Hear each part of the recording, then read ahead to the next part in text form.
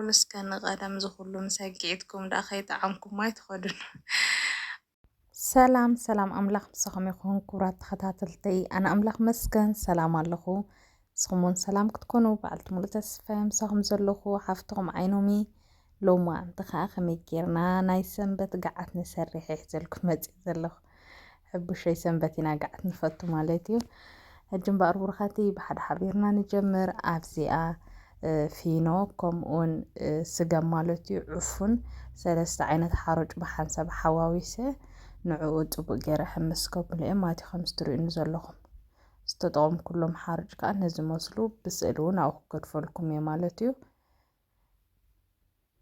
تينو هالدحواتي تفلتاهم نتمودات كأن دخطاقمكم خالي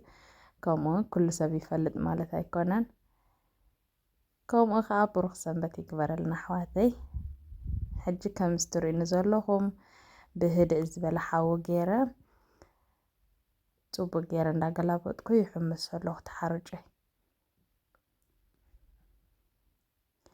እቲ ብዝሒ ስኹም ከም ብዝሕኹም ተጥቀሙ ማለት እዩ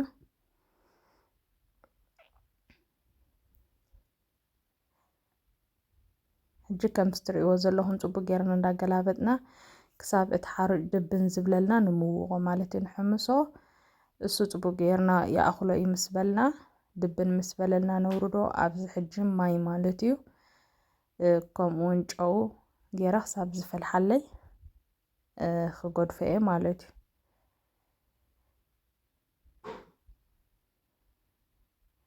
ከዲና ክጎድፎ እየ ክሳብ ድፈልሓለይ እቲ ማይ ድሓር ነቲ ዝሓመስናዮ ሓርጭ ማለት እዩ ኣብዚ ክነፍዮ ኢና ከምዚ ዕንኩርኩር ስለ ዝብል ጠቕልል ስለ ዝብል ተሓርጭና ግድን ክነፍዮ ኣለና ናይ ገዓት ማለት እዩ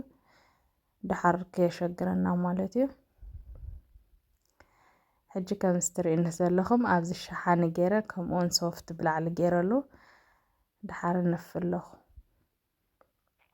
እዚ ትሪእዎ ዘለኹም ኣብቲ መንፊት ተሪፉ ዘሎ እንድሕር ስኢልና ተጊዕትናዮ ተነዋለ ድሕዋተይ ትፈልጠኹም ነቶም መወዳት ማለት እዩ የሸግረና እዩ ሕጂ ብዚ ከም ዝረኣኹሞ እቲ ማይ ጽቡቕ ገይሩ ፈሊሑ ጸኒሑ ቁሩብ ማይ ዝሕል ዝበለ ገይረ ከምኡውን ቁሩብ ጠስሚ ማለት እዩ ጠስሚ ተዘይደልኹም ከዓ ዘይቲ ክትጥቀማ ትኽእላ እኽን ድሓር ነቲ ሓርጨይ ከምታ ዝረኣኹም ማታ ሶፍት ሓፍ ኣቢለ ብኣንኩልኹ ቀላልያ ማለት ሶፍት ጌርናላ ተጸኒሕና ከምቲ ገይረ ሕጂ ግዕት ኣለኹ ነቲ ዝፈልሐ ማይ ዝሑል ማይ ዝገበርኩሉ ከዓ ከምዚ ሞር እንድሕር ፈሊሑ ተጸኒሑ ይዕንኩረና እዩ ስለዚ ድሕሪ ህድእ ተቢልንያ ግን ጽቡቕ ክኾነልና ማለት እዩ ከምዛ ትሪእኑ ዘለኹም ሕጂ ሓይሊ እያ ተድልየካ ኣብዚኣ ሓይሊ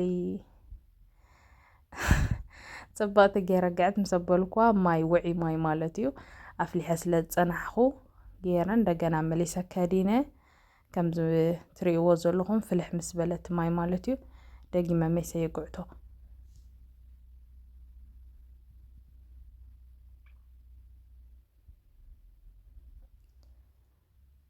ምዛ ትሪእዋ ዘለኹም ሓይሊ ተድልየካ ኣብዚኣ ንኽትግዕት ብጣዕሚ እየ ኢደይ ደኺመ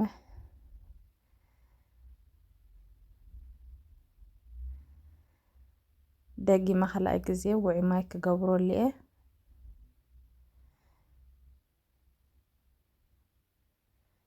ከምዚ ትሪእኒ ዘለኹም ከዲነቲ ማይ ክሳብ ዝፈልሓለይ ከዓ ሚዛ ክገድፈ ምስ ፈለሐ ማለት እዩ ከምዚ ትሪእኑ ዘለኹም ቀሲልና እቲ ማይ ከይፈሰና ከዓ መሊስና ንግዕቶ ማለት እዩ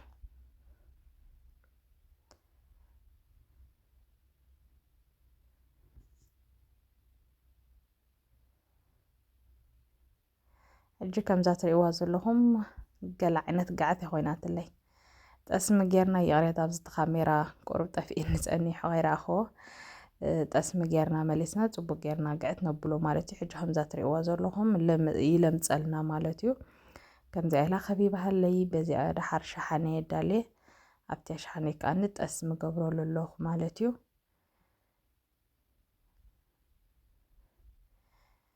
ድሓር ከምዚ ገይረ ጽቡቕ ገይረ ልኺ ምስ ኣበልክዎ ነታ ገዓት የምፅኦ ገልቢጠ እያ ሕጂ ንዓኣ ኸነኽብባ ኢና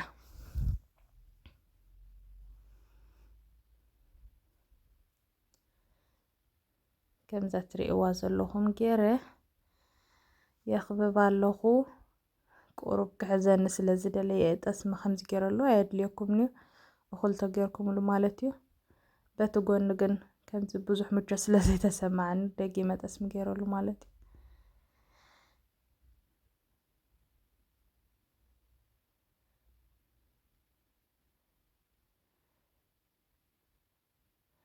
ሕጂ ከምዛ ትሪእዋ ዘለኽን ምልቕሉቕ ኢላ ዛጋዓተይ ማለት እዩ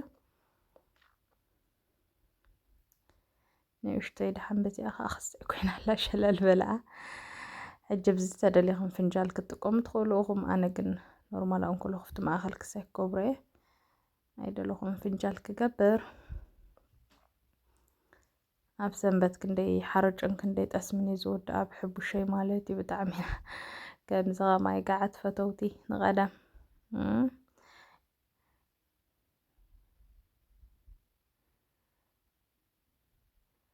ኣነ ዳርጋ ዝበዝሐ ግዜ ሰንበት ጋዓት እየ ዝገብር ማለት እዩ ሕጂ ከም ትሪእዎ ዘለኹም ኣኽብብ ምስ ኣበልክዎ እቲ ጠስመይ ኣምኪኸ የፀኒሕና ክገብሮ እየ ከም ትሪእዎ ዘለኹም እዚ ጠስሚ ከዓ ኣዝዩ ፅቡቅ ጠስሚ እዩ ኣብ ዝሓለፈ ናይ ጠስሚ ኣከላልሳ ኣዳልየ ነይረ እተን ዘይረኣኹን ኣትየኽን በዚ ኣጋጣሚ ክትሪኦ ከዓ ይዕድመክን ማለት እዩ ሕጂ ብዚ ከዓ በርበረ ክልተ ንእሽቶ ማንካ ተጠቒመ ኣለኹ ንስኹም ከም ድሌትኩም ብዙሕ ደይ ትፈትዋ ትኮንኩን ቁሩብ ትገብሩ ንዕኡ ከዓ ምስቲ ጠስመይ ፅቡቅ ገይረ የኹሶ ኣለኹ ማለት እዩ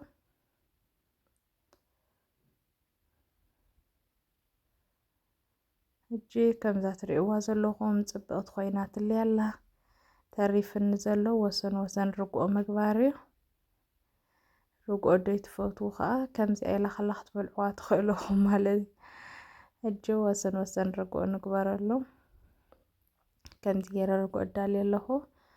ወሰን ወሰን ከዓ ክገብረሉ እየ ማለት እዩ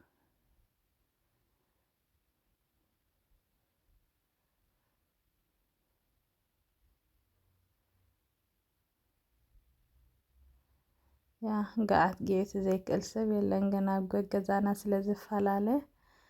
ንእሽቶ ንእሽቶ ንመሃሃር ነተሓጋገዝ ሕጂ ከም ትሪኣኒ ዘለኽን ካብቲ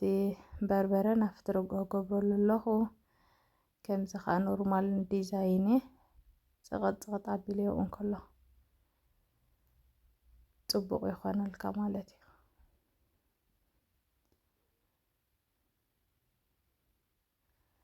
ንቐደም ቦልስከ ንቐደም ዝኩሉ ምስ ኣጊዕትኩም ዳ ከይጠዓምኩም ኣይትኸዱን ብሩኻተይ እምበኣር ከምዛ ትሪእዋ ዘለኹም ጋዓተይ ፅብቕቲ ኮይና ትለ ኣላ ክሳብ መወዳእታ ስለተኸታተልኩም ንኸዓ ካብ ልቢ እየ ዘመስግነኩም ኣብ ቀፃሊ ብካልእ ቪድዮ ክሳብ ዝምለሰኩም ሰናዩ እንተፈቲኹማ ናብ መሓዘትኩም ሸር ግበርዋ ከምኡውን ሳብስክራይብ ላይክ ኣይተውሕዱ ለይኹም ብሩኻተይ